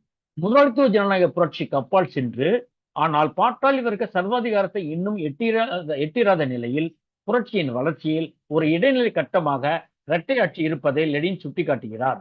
இரட்டை ஆட்சியின் பிரத்யேக நிலை என்பது இதுதான். இரட்டை ஆட்சி பற்றி பேசிய பிறகு வருகிற உட்தலைப்பு, நான் சொன்னேன்ல பல தலைப்புகள் எழுதிக்கலாம், நாம இங்க 2 தலைப்பு பார்க்கிறோம்னால அந்த அடுத்த தலைப்பு என்னன்னு கேட்டா, மேலே குறிப்பிட்டதிலிருந்து தொடரும் செயல் தந்திரங்கள் பிரத்யேக தன்மை. அதாவது மேல கூறப்பட்ட கருத்திலிருந்து செயல் தந்திரம் என்று டாக்டிக்ஸ் என்பது டாக்டிக்ஸ் அமைத்துக் கொள்வதற்கான பிரத்யேக தன்மை என்று இந்த தலைப்பின் பொருளாக இருக்கிறது. புறநிலை உண்மைகளை கணக்கில் கொள்ள வேண்டியது மார்க்சியவாதிகளுக்கு மேலே விவரிக்கப்பட்ட உண்மையான சூழ்நிலையின் பிரத்யேகத்தன்மை தற்போதைய தருணத்திற்கான செயல் தந்திரத்தை தீர்மானிக்க வேண்டும் என்று லெனின் அழுத்தம் திருத்தமாக கூறியுள்ளார். அதாவது டாக்டிக்ஸ் அமைத்துக் கொள்வதற்கான தன்மை எங்க இருக்குன்னா மேலே கூறப்பட்டது அப்படின்றார். மேலே என்ன சொல்லணும், இந்த இரட்டை ஆட்சி இருப்பதும் அதில் சோவியத் ஒன்றாக இருப்பதும் என்பதைத்தான் நம்ம பார்த்தோம். அதனால இந்த அத்தியாயத்தில் இந்த கட்டுரையில் இருக்கக்கூடிய 2 உட்தலைப்பை மட்டும்தான் நம்ம பார்க்கின்றோம். மற்றதெல்லாம் படித்தால் நிச்சயமாக புரிந்து கொள்ள வேண்டும். ஒரே வகுப்பில் நாம் இவ்வளவு 5 நூல்கள் என்ற முழுமை பகுதியை பகுதியில் கண்டிப்பாக பார்க்க முடியாது. அதில் குறிப்பிடத்தக்கதை சுட்டிக்காட்ட வேண்டியது, ஹைலைட்டாக பார்க்க வேண்டியதை மட்டும்தான் நீங்க சுட்டிக்காட்டுகிறேன். அதுவே அதிகமாகவும் புரியுது கூறலாகவும் இருக்கிறது. கண்டிப்பாக இந்த வகுப்பை கேட்ட பிறகு இந்த லெனின் எழுதிய அந்த 5 கட்டுரைகளையும் சுயமாக படித்தால் கண்டிப்பாக அவரவர்கள் சுயமுடிவுக்கு வர முடியும். புறநிலை உண்மைகளை கணக்கில் கொள்ள வேண்டிய மார்க்சியவாதிகளுக்கு மேலே விவரிக்கப்பட்ட உண்மையான சூழ்நிலையின் பிரத்யேகத்தன்மை தற்போதைய தருணத்திற்கான செயல் தந்திரத்தை தீர்மானிக்க வேண்டும் என்று லெனின் அழுத்தம் திருத்தமாக கூறியுள்ளார். இதன் மூலம் சோசியலிச புரட்சி என்கிற செயற்தந்திரத்தை இரட்டை ஆட்சி என்கிற பிரத்யேக தன்மையில் இருந்தே லெனின் அமைத்துள்ளார் என்பது தெளிவாகிறது. இந்த நமது புரட்சியில் பாட்டாளி வர்க்கத்தின் கடமை என்கின்ற கட்டுரையில் லெனினுடைய சொற்களிலே பார்ப்போம். தனிப்பட்ட நபர்களை அன்றி யதார்த்த நடப்பு, மக்கள் திரள் மற்றும் வர்க்கங்களை கவனத்தில் எடுத்துக்கொள்ள வேண்டிய மார்க்சியவாதிகளுக்கு மேலே சித்தரிக்கப்பட்டுள்ள மெய்யான நிலைமையினை பிரத்யேக தன்மை இன்றைய தருணத்திற்கான போர் தந்திரங்களின் பிரத்யேக தன்மையினை நிர்ணயம் செய்ய வேண்டும் என்று இந்த கட்டுரையில் லெனின் கூறியிருக்கிறார். இங்கு லெனின் கூறிய மேலே சித்தரிக்கப்பட்டுள்ள மெய்யான நிலைமையின் பிரத்யேகத்தன்மை என்பது இரட்டை ஆட்சியின் பிரத்யேக இயல்பும் அதன் வர்க்க முக்கியத்துவம் என்கின்ற உட்தலைப்பை தான் குறிப்பிடுகிறார். நிச்சயமா இது ரொம்ப தெளிவாக இருக்கிறது. அந்த இரட்டை ஆட்சியின் பிரத்யேக இயல்பும் அதன் வர்க்கத்தின் முக்கியத்துவம் என்கின்ற உட்தலைப்பில் கூறப்பட்ட பிறகு மேலே சித்தரிக்கப்பட்டுள்ள மெய்யான நிலைமையின் பிரத்யேக தன்மை என்று டாக்டிஸ், இந்த டாக்டிஸ், இந்த செயல்தந்திரம் என்பது சோசியலிச புரட்சிக்கான செயல்தந்திரத்தை உருவாக்கி இருக்கிறார் என்று நமக்கு தெளிவாக இருக்கிறது. சோசியலிச புரட்சி என்ற செயல்தந்திரத்தை லெனின் தேர்ந்தெடுத்தது இரட்டை ஆட்சி என்கிற பிரத்யேக நிலையில் இருந்தே என்பதில் எந்த சந்தேகம் எழாத வகையில் தான் லெனின் விளக்கி இருக்கிறார். உற்பத்தி சக்தியின் வளர்ச்சி நிலையில் லெனின் ருஷ்யாவில் சோசியலிச புரட்சி என்கிற கோரிக்கையை வைக்கவில்லை என்பது நன்றாக தெரிகிறது. வளர்ச்சியடைந்த நாடுகளில் சோசியலிச புரட்சி என்பது அது முதலாளித்துவ வளர்ச்சியில் முழுமையடைந்து அடுத்த கட்டமாக செல்கிறது. ஆனால் கண்டிப்பாக இங்கு ரஷ்ய நலம் என்பது வேறு. அதனால் தான் பெரும்பான்மையான மக்கள் சோசியலிச புரட்சியின் அவசியத்தை உணராத வரை சிறு விவசாய உள்ள நாட்டில், அதாவது ரஷ்யாவில் சோசியலிசத்தை அறிமுகம் செய்வதை எந்த சூழ்நிலையிலும் பாட்டாளி வர்க்க கட்சி தானே குறிக்கோளாக அமைத்துக் கொள்ள முடியாது என்று திட்ட தெளிவாக லெனின் கூறியிருக்கிறார். அதாவது இந்த பாட்டாளி வர்க்க ஆட்சி அதிகாரம் கையில் இருந்தாலும் பின்தங்கிய நாடாக ரஷ்யா இருப்பதனால் இந்த சோசியலிச நிர்மாண வேலையை, அதாவது சோசியலிச அறிமுகம் என்று இந்த வார்த்தையை பயன்படுத்தியது, அறிமுகத்தை உடனடியாக செய்யப்போவதில்லை என்பதை தெளிவாகவே முன்வைத்துள்ளார். இரட்டையாட்சி என்கிற பிரத்யேக நிலை காரணமாகவே சோசியலிச புரட்சி என்கிற செயல்தந்திரம் தேர்ந்தெடுக்கப்பட்டது என்பதை லெனின் எந்த வகையிலும் மறைக்கவில்லை. மேலும் அக்டோபர் புரட்சியின் ருஷ்யாவில் உருவான சோசியலிச அரசால் போடப்பட்ட புதிய பொருளாதார கொள்கை என்பது ருஷ்யாவில் விடுபட்டு போன முதலாளித்துவ ஜனநாயகத்தை நிறைவேற்றுவதற்கும் உருவாக்கப்பட்டது. அதாவது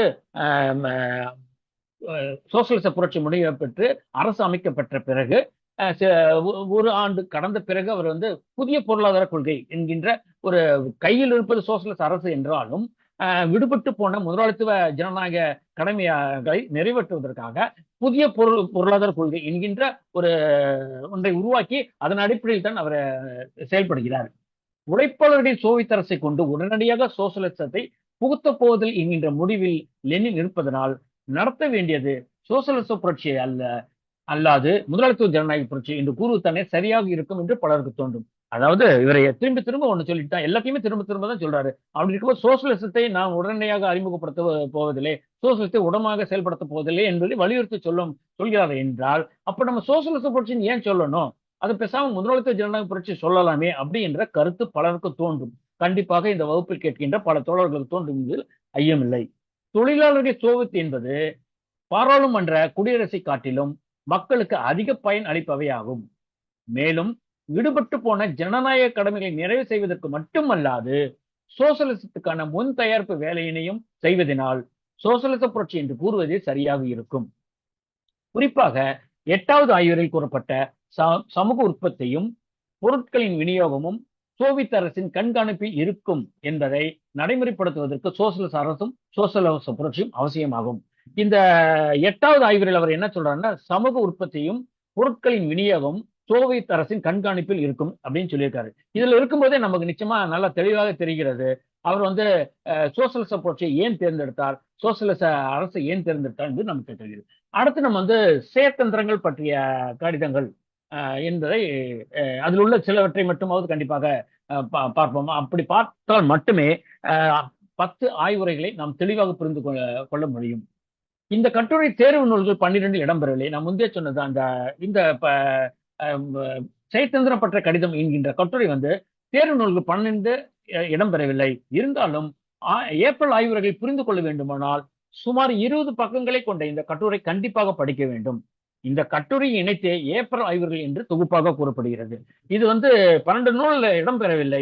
இருந்தாலும் ஏப்ரல் ஆய்வுரைகள் என்று தொகுக்கப்பட்ட நூல்கள் எல்லாமே இந்த கட்டுரை, அந்த 2 கட்டுரையுடன் சேர்ந்து இந்த கட்டுரையும் கண்டிப்பாக இடம் பெற்றுள்ளதாகத்தான் இருக்கிறது.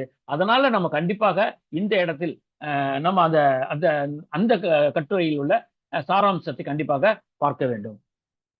புறநிலையின் அடிப்படையில் பகுப்பாய்வு செய்யுமாறு மார்க்சியம் நம்மை கோருகிறது.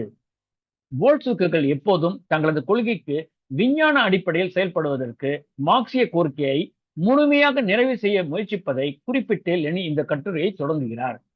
மார்க்சிய போதனை செயலுக்கு வழிகாட்டியே அன்றி வரட்டு சூத்திரம் அல்ல என்று மார்க்சும் ஏங்கல்ஸும் எப்போதும் கூறியதை லெனின் இங்கே நினைவு கூறுகிறார்.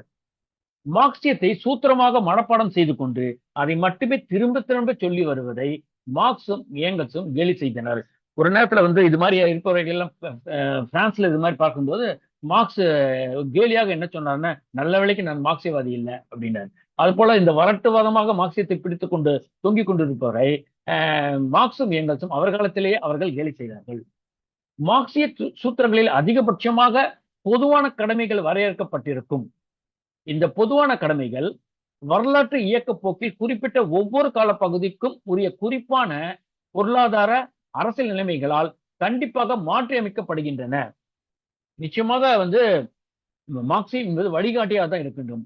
ஏனென்றால் நிலைமைகள் மாறும். அடிப்படை கண்ணோட்டம், அந்த கண்ணோட்டம் எல்லாம் நமக்கு அதுதான் தருகிறது என்றாலும் நம்ம நிலைமைக்கு ஏற்பதான் நம்மளுடைய கோட்பாடுகளை வகுத்துக் கொள்ள வேண்டும். செயல்படுவதற்கான கோட்பாட்டை மாறுகின்ற நிலைமைக்கு ஏற்ப நம்ம மாற்றிக்கொள்ள வேண்டும். முழக்கங்களை அதற்கு ஏற்ப மாற்றிக்கொள்ள வேண்டும். அதற்கு தான் கட்சியே இருக்கிறது.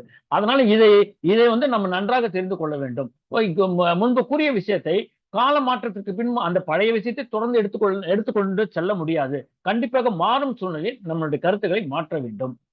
இதன் அடிப்படையில் ருஷ்யாவில் 1917ஆம் ஆண்டு ஏப்ரல் மாதத்தில் புரட்சிகர பாட்டாளி வர்க்க கட்சி தன்னுடைய செயல்பாட்டையும் வடிவங்களையும் வரையறுக்கையில் இன்று அது வழிகாட்ட வேண்டிய தெளிவாக நிலைநாட்டப்பெற்ற புறநிலை மெய்மைகள் என்ன, அதாவது புறநிலை உண்மைகள் எவை என்று அவர் கேள்வி எழுப்புகிறார்.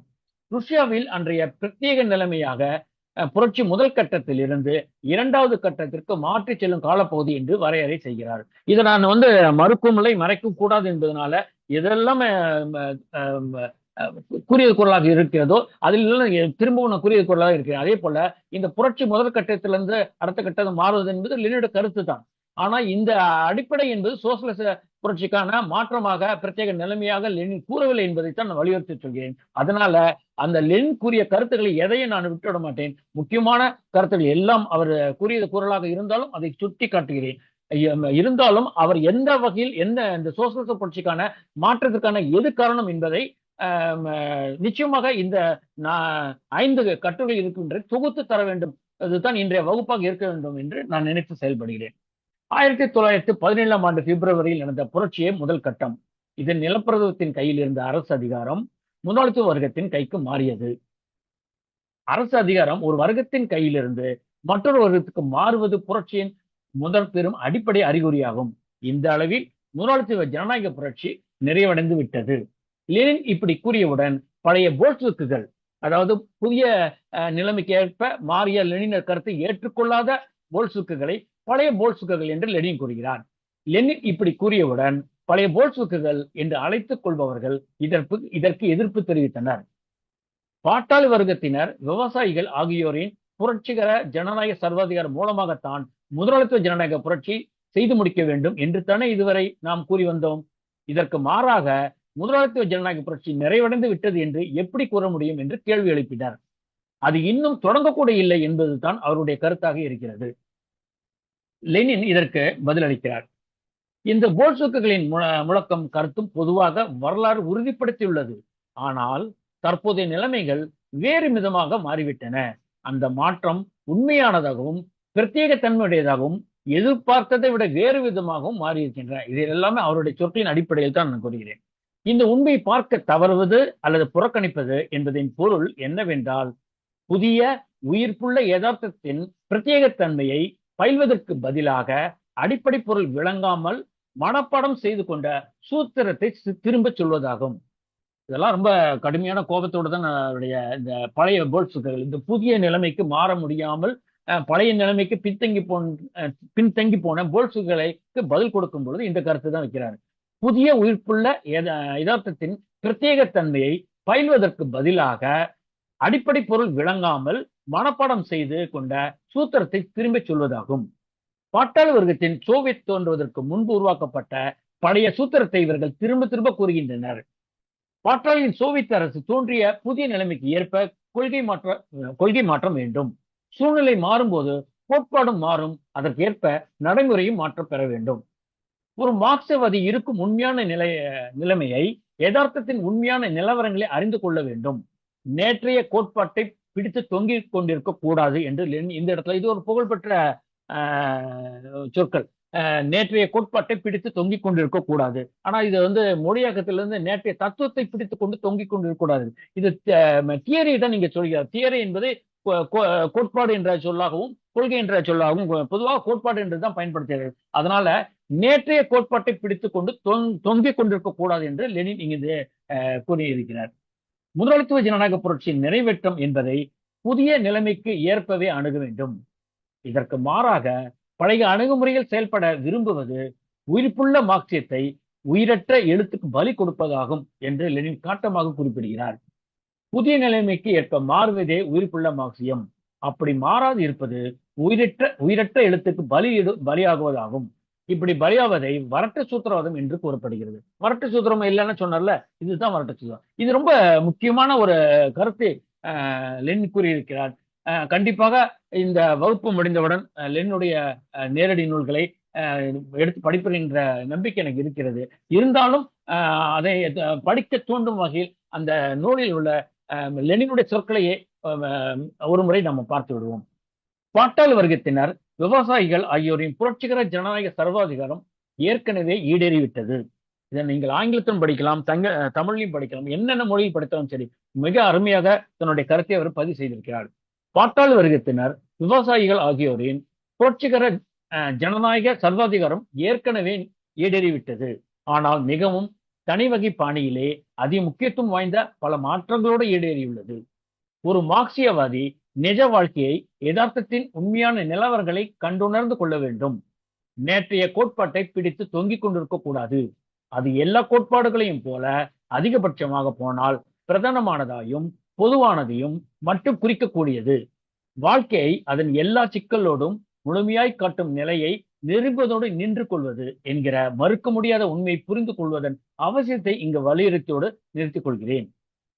பூர்ஷ்வா புரட்சியின் நிறைவேற்றம் என்கிற பிரச்சனையை பழைய வழியில் அணுகுவதானது உயிர்ப்புள்ள மார்க்சியத்தை உயிரற்ற எழுத்துக்கு பலியிடுவதாகும். நடைமுறையில் பெத்ராகிராத்தில் அதிகாரம் தொழிலாளர், போர் வீரர்கள் ஆகியோரின் கையில் இருக்கிறது என்பதை மறக்கலாகாது என்று செயல்தந்திரம் பற்றிய கடிதம் என்கின்ற கட்டுரையில் எழுதியிருக்கின்றார்.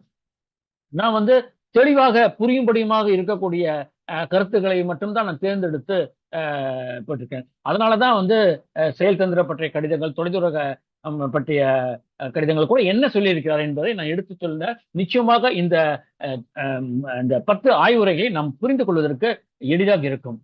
இந்த முதல் கடிதத்தில் லெனின் வெளிப்படையாகவும் தெளிவாக கூறியிருக்கிறார். பாட்டாளி வர்க்கத்தினர், விவசாயிகள் ஆகியோரின் புரட்சிகர ஜனநாயக சர்வாதிகாரம் ஏற்கனவே தோன்றிவிட்டது. ஆனால் மிகவும் தனிவகை பாணியிலே தோன்றியுள்ளது. முதலாளித்துவ வர்க்கத்தின் ஆட்சி முடிவடைந்த பிறகு அடுத்து பாட்டாளி வர்க்கத்தின் ஆட்சி வர வேண்டும். அதாவது பழைய சிந்தனையின் வழிப்படி முதலாளித்துவ வர்க்கத்தின் ஆட்சியை தொடர்ந்து பாட்டாளி வர்க்கத்தின் சர்வாதிகார ஆட்சி வர வேண்டும். ஆனால் உண்மையில் விவகாரங்கள் ஏற்கனவே வேறு விதமாக நடந்தேறியுள்ளது என்கிறார் லெனின்.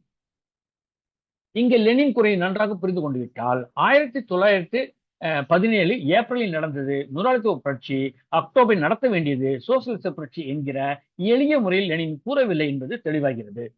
பழைய சிந்தனைப்படி முதலாளித்துவ வர்க்கத்தின் ஆட்சியை தொடர்ந்து, அதாவது முதலாளித்துவ உற்பத்தி முறை வளர்ச்சியடைந்த பிறகு பாட்டாளி வர்க்க சர்வாதிகார ஆட்சியும் உற்பத்தி முறையும் வர வேண்டும். ஆனால் உண்மையில் நிலைமைகள் வேறு விதமாக நடந்துவிட்டது என்பதை லெனின் கூறுவதில் இருந்து பாட்டாளி வர்க்கத்தினர், விவசாயிகள் ஆகியோரின் புரட்சிகர ஜனநாயக சர்வாதிகாரம் ஏற்கனவே ஈடேறிவிட்டது என்பதின் அடிப்படையில் நடத்த வேண்டியது சோசியலிச புரட்சி என்கிற முடிவுக்கு லெனின் வந்துள்ளார் என்பது விளங்குகிறது. முதலாளித்துவ புரட்சியை சோசியலிச புரட்சியாக உடனடியாக மாற்ற லெனின் திட்டமிட்டுள்ளதாக காமெனோவ் என்பவர் குற்றம் சாட்டினார். இது அடுத்த பிரச்சனை வந்துருது. அதாவது இப்போ இதுவரைக்கும் முதலாளித்துவ ஜனநாயக புரட்சி நடத்த வேணும்னு சொன்னாரு. பிப்ரவரி புரட்சிக்கு அப்புறம் திடீர்னு சோசியலிச புரட்சி லெனின் சொல்றாரு. அது மட்டும் இல்லாம சோசியலிசத்தை உடனடியாக நிறைவேற்றும் சொல்றாரு. அது எப்படி முடியும்? பொருளாதார நிலை அந்த அளவுக்கு வளர்ச்சி அடையவில்லையே என்று காமெனோவ் என்கின்ற ஒரு தோழர் கேள்வி எழுப்புகிறார். அந்த கேள்வி அதே இடத்துல அந்த பத்திரிகையிலே அவர் லெனின் பதிலளிக்கிறார். 8வது ஆய்வுரையில் சோசியலிசத்தை புகுத்துவது நமது உடனடி பணி அல்ல என்று எச்சரிக்கை செய்வதில் லெனின் இங்கே நினைவு கொள்கிறார். இந்த ஆய்வுரைகளுடைய அடிப்படையில தான் எல்லாமே தொட்டு அவரே நினைவுபடுத்தி தான் அவர் பதிலையும் கொடுத்து கொண்டிருக்கிறார். தொழிலாளர்களின் சோவியத் பாராளுமன்ற குடியரசை காட்டிலும் மக்களுக்கு அதிக பயன் அளிப்பவை என்கிற மெய்யான அவசியமான வாழ்வாதாரமான பிரச்சனையாகும். இதனை விட்டுவிட்டு வெட்டு பிரச்சனையான சோசலிசத்தை உடனடியாக செயல்படுத்துவது பற்றிய பிரச்சனைக்கானதாக கவனம் திசை திருப்பப்படுகிறது என்கிறார் லெனின். அதாவது ஒரு முக்கியமான தொழிலாளருடைய சோவியத் இருக்கிறது, அது வந்து பாராளுமன்ற குடியரசை விட மக்களுக்கு வந்து அதிக பலன் அளிக்கக்கூடியது, அது வந்து அவசரமான வாழ்வாதார பிரச்சனையாகும் என்பதை லெனின் சுட்டிக்காட்டிய பிறகும் இதையெல்லாம் பேசாமல் வெறுமனே வந்து சோசலிசத்தை உடனடியாக செயல்படுத்த முயற்சிக்கிறார்கள் என்று குற்றச்சாட்டுவது என்பதெல்லாம் அவர் கொடுக்கப்பட்ட உண்மை நிலவரங்களை மனதில் கொள்ளாமல் எழுப்பப்பட்ட கேள்விதான். ஏப்ரல் ஆய்வுகளிலும் அதனை ஒட்டி எழுதிய கட்டுரைகளிலும் லெனின் தேவையான அளவுக்கு விளக்கம் கொடுத்துள்ளார். முதலாளித்துவ குடியரசை காட்டிலும் மேலான தொழிலாளர்களின் சோவியத் அரசாங்கம் யதார்த்தமாய் இருக்கையில் பழைய வழியிலான முதலாளித்துவ ஜனநாயக புரட்சியை நிறைவேற்றுதல் என்பது உயிர்ப்புள்ள மார்க்சியத்தை உயிரற்ற எழுத்துக்கு பலி கொடுப்பதாகும். ஆக ஏப்ரல் ஆய்வுரையின் மூலம் ருஷ்யாவில் நடத்த வேண்டியது சோசலிச புரட்சி என்று கூறியது ருஷ்யாவில் காணப்பட்ட பிரத்யேக நிலையமையான இரட்டை ஆட்சி முறையின் அடிப்படையில் தான் என்பது நன்றாக தெரிகிறது. முதலாளித்துவ அரசுக்கு இணையாக மக்களின் ஆதரவை பெற்ற, நிச்சயமாக மக்களை ஆதரவு பெற்றது, அதனால் மக்கள் ஆதரவு பெற்ற என்ற கருத்தை வந்து லெனின் வைக்கின்றார். நான் 2-3 முறை அதை சரிபார்த்தேன். ஏனென்றால் தொடக்கத்தில் வந்து சோவியத்தில் பலம் குன்றியவர்களாக சிறுபான்மையாக இருக்கிற கருத்தை சொன்னாரு. நான் முன்பே சொன்னது போல இந்த சோவியத்தினுடைய மக்களின் நலன்களை மக்களிடம் கொண்டு செல்ல வேண்டும் என்ற கூறியதன் அடிப்படையில் இப்ப வளர்ச்சியின் அடிப்படையில் தான் அவர் சொல்கிறார். முதலாளித்துவ அரசுக்கு இணையாக மக்களின் ஆதரவை பெற்ற சோவியத் அரசு தோன்றிவிட்டது. இதன் அடிப்படையில் தான் லெனின் ஏப்ரல் ஆய்வுரையின் 5வது ஆய்வில் தொழிலாளர்களின் பிரதிநிதிகள் அடங்கிய சோவியத் தோன்றிய பிறகு நாடாளுமன்ற குடியரசுக்கு திரும்புவது என்பது பின்னோக்கி செல்வதாகும் என்று கூறியுள்ளார். லெனின் மார்க்சியத்தை வரட்டு சூத்திரமாக கொள்ளாமல் அதன் உயிர்ப்பாற்றலை வளர்த்தார். ஏகாதிபத்திய கட்ட மார்க்சியமாக லெனினியத்தை உருவாக்கினார். மேலும் ஏகாதிபத்திய உலக போரை உள்நாட்டு போராக மாற்றி போல்ஷெவிக் கட்சிக்கு தலைமை தாங்கி 1917ஆம் ஆண்டு அக்டோபர் மாதம் ருஷ்யாவில் சோசியலிச புரட்சி நிகழ்த்தி கட்டினார். இங்கே நாம் 1917ஆம் ஆண்டு அக்டோபரில் ருஷ்யாவில் நடைபெற்றது சோசியலிச புரட்சி என்று கூறினோம். லெனின் நேரடியாக சோசியலிச புரட்சி என்று கூறியுள்ளாரா அல்லது நாம் அதை அவ்வாறு புரிந்து கொண்டுள்ளோமா என்கிற கேள்வி சென்ற வகுப்பில் நம்முடைய எம்இஎல்எஸ் பயிலரங்கத்தில் கலந்துரையாடும் போது கூட கேட்கப்பட்டது. எந்த சந்தேகம் இல்லாமல் அக்டோபர் புரட்சியை சோசியலிச புரட்சி என்று லெனின் கூறியுள்ளார். இதற்கு லெனின் நேரடியாக கூறியதை, இதற்கு சான்றாக கூறியதை நம்ம வந்து பார்ப்போம். ருஷ்ய போல்ஷெவிக் கட்சியின் 7வது மாநாடு 1917ஆம் ஆண்டு ஏப்ரல் மாதம் 24 முதல் 29 வரை நடைபெற்றது. அந்த மாநாட்டின் தொடக்க நாளான ஏப்ரல் 24ஆம் தேதி லெனின் உரையாற்றினார். அதில் உள்ள ஒரு பகுதியை அப்படியே பார்ப்போம். நாம் மாறி செல்லும் கட்டத்தில் இருக்கிறோம். முதலாளித்துவ அரசுகளை போலன்றி நாம் புதிய வடிவங்களை முன்னணிக்கு கொண்டு வந்திருக்கிறோம் என்பது தெளிவு. தொழிலாளர், படைவீரர் ஆகியோரின் பிரதிநிதிகள் அடங்கிய சோவியத்துகள் எந்த நாட்டிலும் இல்லாத ஒரு அரசு வடிவமாகும். இந்த வடிவம் சோசியலிசத்தை நோக்கி முதல் படிகளை பிரதிநிதித்துவப்படுத்துகிறது மற்றும் சோசியலிச சமூக அமைப்பின் துவக்கத்தில் தவிர்க்க முடியாதது. இது தீர்மானகரமான முக்கியத்துவம் உள்ள உண்மை. ருஷ்ய புரட்சி சோவியத்துக்களை உருவாக்கியுள்ளது. உலகில் எந்த முதலாளித்துவ நாட்டிலும் இத்தகைய அரசு நிறுவனங்கள் இல்லை, இருக்கவும் முடியாது. இதை தவிர்த்த வேறு எந்த ஒரு அரசு அதிகார அமைப்புடன் எந்த சோசியலிச புரட்சியும் செயல்பட முடியாது. சோவியத்துகள் ஆட்சி அதிகாரத்தை மேற்கொள்ள வேண்டும், ஆனால் ஒரு சாதாரண முதலாளித்துவ குடியரசை நிர்மாணிக்கும் நோக்கத்திற்காக அல்ல, சோசியலிசத்திற்கு நேரடியாக மாறி செல்லும் நோக்கத்திற்காகவும் அல்ல. அவ்வாறு இருக்க முடியாது. அப்படியானால் அதன் நோக்கம் என்ன?